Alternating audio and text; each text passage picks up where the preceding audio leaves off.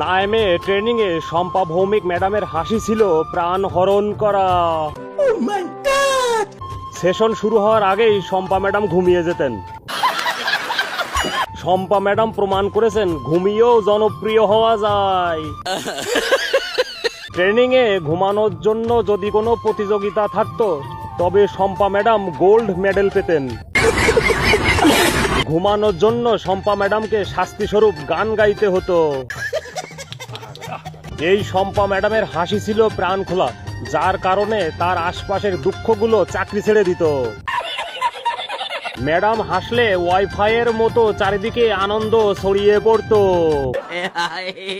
গান, হাসি আর আন্তরিকতা, এই তিন মিলে শম্পা ভৌমিক ম্যাডাম ছিলেন অনন্যা। তাই নাকি?